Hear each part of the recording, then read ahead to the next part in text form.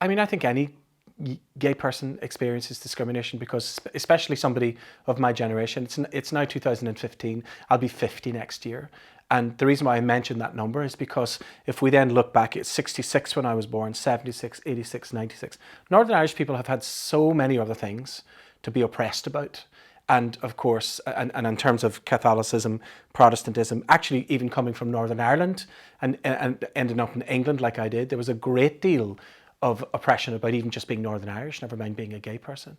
Of course, sadly, yes, the answer is yes to the question. I experienced discrimination in terms of sexual orientation from the get-go, because if you're different in any way, one of the things that happens is people really are intimidated by difference instead of celebrating that difference. So, yeah, I mean, as I always say, I'm sorry it's not a short answer, but because it's quite a long history of discrimination. Certainly in my early days, it seemed to be the ultimate insult to call another boy a girl.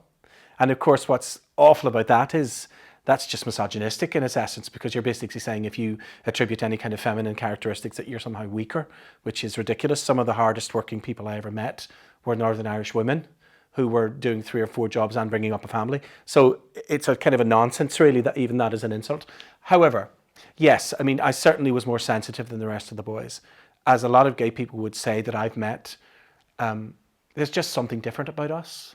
And we can't really hide ourselves that well. And of course, nor should we. But in terms of life-threatening things, my life was threatened many times just by exhibiting gay attributes, by being a little bit more sensitive or a little bit more feminine, or even admitting to saying that another boy or another man of my gender was attractive. I mean, all of this language was incendiary.